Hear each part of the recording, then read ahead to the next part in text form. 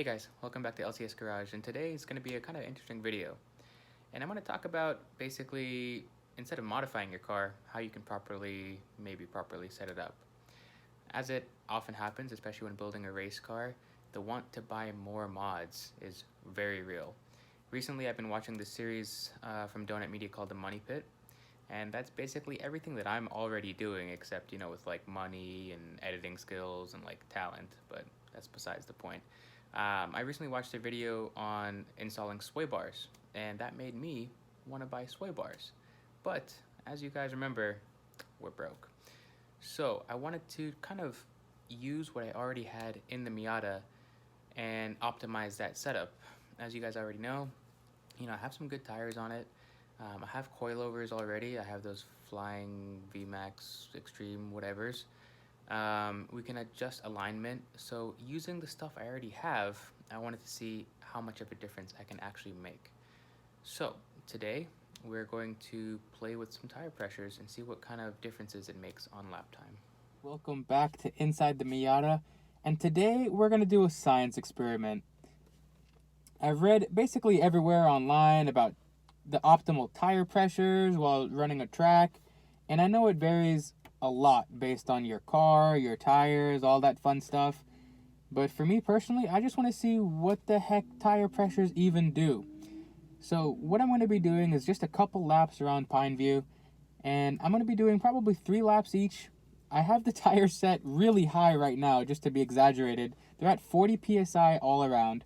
And then after a couple laps, I'm going to drop the tire pressures, probably starting with the front first, and then I'll go to the rear.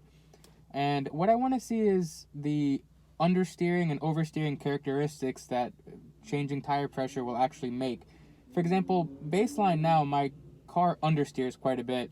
So I want to see if I can keep the tire pressures up in the back, lower the front to see how much of a difference that actually makes. So that's basically what I'll be doing. Hopefully I can have enough GoPro battery and space to get a couple laps in for you guys. And let's answer the question. Does changing tire pressure even make a difference?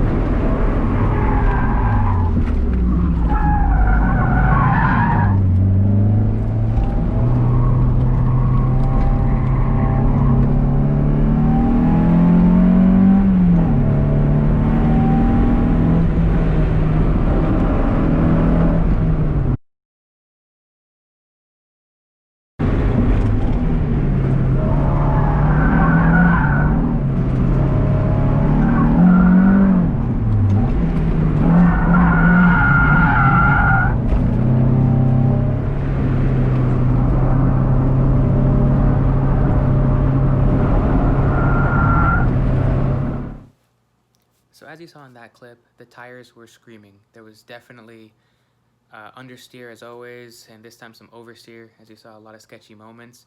But let's see how that corresponds to actual lap times. All right, excuse the crazy hair, but so we just did our first session. I did about 5 laps.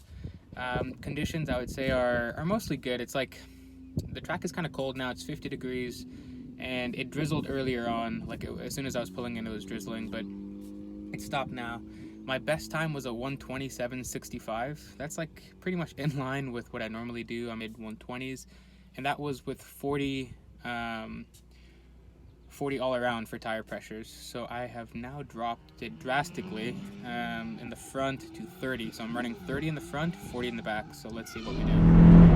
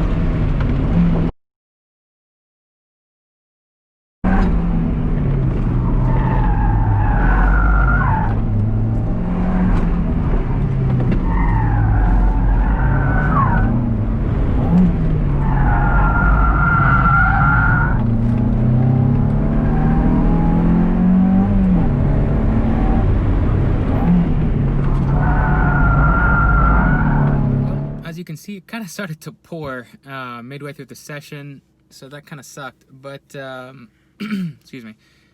After dropping down the pressures in the front, so like 30 in the front, 40 in the rear, which is still much higher than I run in like the competition, we dropped about half a second. It went from 120.8 or 9 or something to 120.3.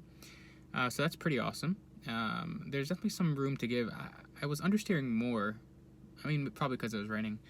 But still very understeery. Still have a lot of progress to make with this car.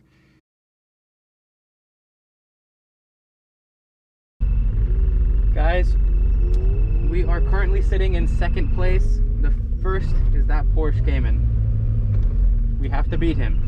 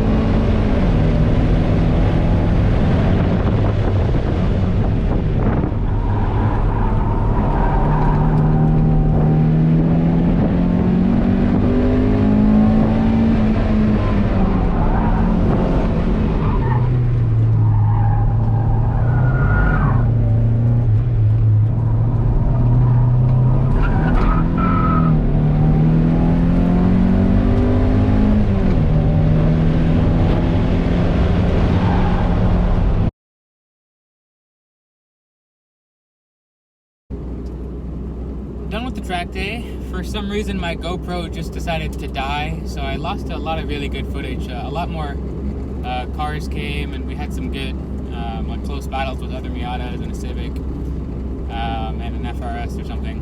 But the main question, do tire pressures actually affect your lap time? And I think short answer is yes, to an extent. I mean, not as drastically as I had hoped, but then again, like, you know, maybe I was being unrealistic.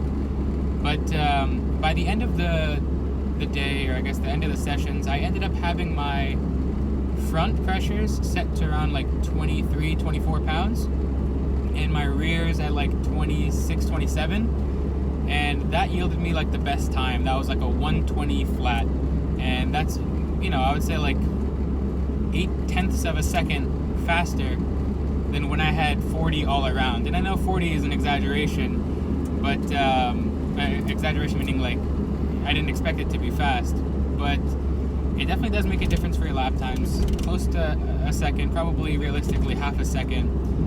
It changes the way the car feels. I wasn't able to dial out a lot of the understeer that I've been feeling, so I may have to do, you know, something else, like add some goodies like a sway bar or something. But thank you guys for watching, and the new brakes performed flawlessly. I really couldn't be happier with them. So yeah, overall, another good day at the track, and I'll see you guys in the next one.